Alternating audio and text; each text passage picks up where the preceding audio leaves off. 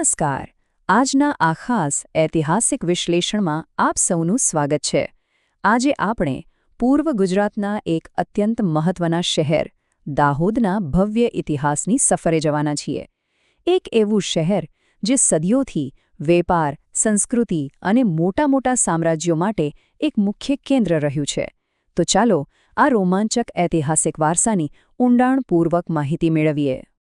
આજના આપણા આ વિશ્લેષણની રૂપરેખા પર એક નજર કરીએ તો આપણે શરૂઆત કરીશું દાહોદની ઐતિહાસિક સફરથી, ત્યારબાદ તેના નામ પાછળનો રસપ્રદ ઇતિહાસ, પછી રાજપૂત અને મુઘલ યુગ, મરાઠા અને બ્રિટિશ કાળ, અને અંતે ભારતની સ્વતંત્રતા અને આધુનિક દાહોદ વિશે વાત કરીશું. તો ચાલો ઐતિહાસિક સફરથી શરૂઆત કરીએ. ભૂતકાળમાં ઉતરતા પહેલા એ સમજવું બહુ જ જરૂરી છે કે ભૌગોલિક રીતે દાહોદ ક્યાં આવેલું છે.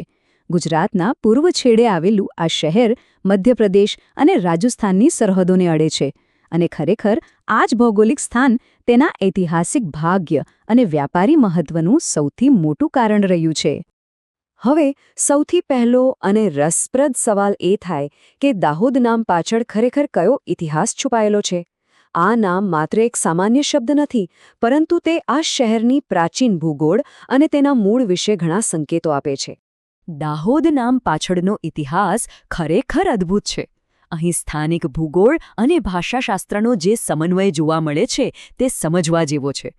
જુઓ, શહેરના નામ અંગેની સૌથી પ્રચલિત માન્યતા સંસ્કૃત ભાષા સાથે જોડાયેલી છે.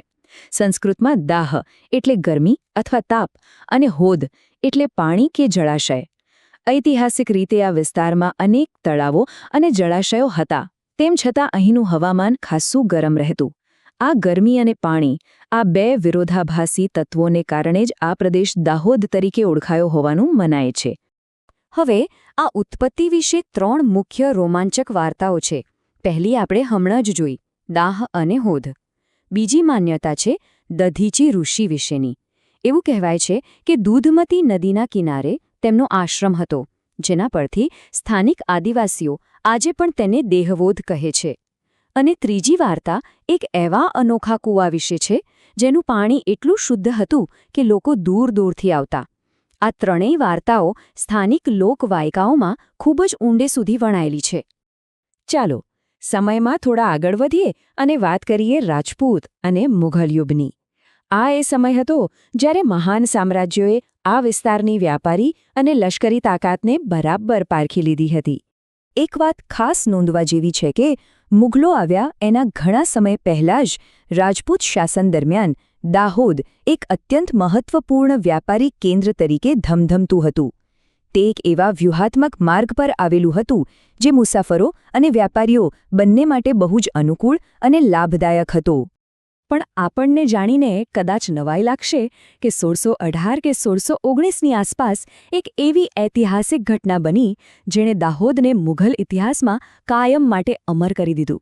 જી હા, શાહજહાં અને મુમતાઝ મહેલના પુત્ર મુઘલ સમ્રાટ ઔરંગઝેબનો જન્મ આ જ દાહોદની ધરતી પર થયો હતો. ખરેખર આશ્ચર્યજનક વાત છે ને? જોકે મુઘલો માટે આ માત્ર એક જન્મસ્થળ નહોતું. આ પ્રદેશ તેમના માટે એક બહુ જ મોટું અને વ્યૂહાત્મક લશ્કરી મથક પણ હતું.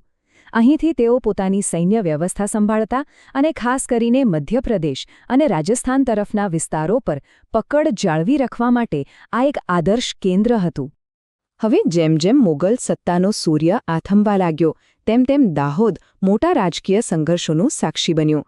આપણે મરાઠા અને બ્રિટિશ કાળમાં પ્રવેશી રહ્યા છીએ, જ્યાં રાજકીય ખેંચતાણ અને ઔદ્યોગિક વિકાસ બંને સાથે જોવા મળ્યા.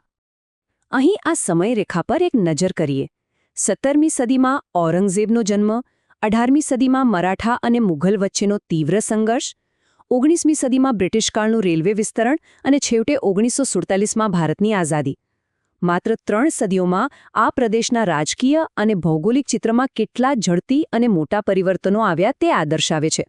આ બે અલગ યુગ વચ્ચેનો તફાવત બહુ સ્પષ્ટ છે. મરાઠા યુગમાં દાહોદ એક મુખ્ય યુદ્ધક્ષેત્ર અને કરવેરો વસૂલ કરવાનું અત્યંત કડક નિયંત્રણવાળું કેન્દ્ર બની ગયું હતું. પણ એની સરખામણીમાં બ્રિટિશ યુગમાં તે એક જોરદાર પરિવહન હબ બન્યું. અહીં રેલવે આવી અને તેને કારણે કાપડ તેમજ ખેતી ઉદ્યોગનો જબરદસ્ત વિકાસ થયો. અને હવે વાત કરીએ આપણા આ ઐતિહાસિક પ્રવાસના અંતિમ તબક્કાની, સ્વતંત્રતા અને આધુનિક દાહોદ. આઝાદીની લડતમાં દાહોદના લોકોનું સાહસ અને યોગદાન ખરેખર અવિસ્મરણીય છે. આઝાદીના જંગમાં દાહોદ પણ જરાય પાછળ નહોતું. મહાત્મા ગાંધી અને સરદાર પટેલના પ્રેરણાદાયી સંદેશાઓથી પ્રેરાઈને અહીંના સ્થાનિક સ્વાતંત્ર્ય સેનાનીઓએ બ્રિટિશ શાસન સામે પૂરી તાકાતથી લડત આપી. દેશપ્રેમની ભાવના અહીં બુલંદ હતી. અને આખરે 1947માં એ ગૌરવશાળી ક્ષણ આવી ગઈ. ભારતને આઝાદી મળી અને દાહોદ સત્તાવાર રીતે આપણા ગુજરાત રાજ્યનો એક અતૂટ અને ગૌરવવંતો હિસ્સો બની ગયો. એક નવા આધુનિક યુગની શરૂઆત થઈ. આજના આ વિશ્લેષણના અંતે એક વિચાર જરૂર આવે. વાણિજ્ય, સાંસ્કૃતિક વિવિધતા અને મહાન સામ્રાજ્યોના આટલા ભવ્ય ઐતિહાસિક વારસા સાથે દાહોદનો આ ઊંડો ભૂતકાળ ભવિષ્યમાં તેના વિકાસને કઈ દિશા આપશે? આટલી સમૃદ્ધ નીંવ પર ઊભેલું આ શહેર આવનારા સમયમાં હજુ કેટલી પ્રગતિ કરશે? ખરેખર વિચારવા જેવું છે. આજના વિશ્લેષણમાં જોડાવા બદલ આપનો ખૂબ ખૂબ આભાર.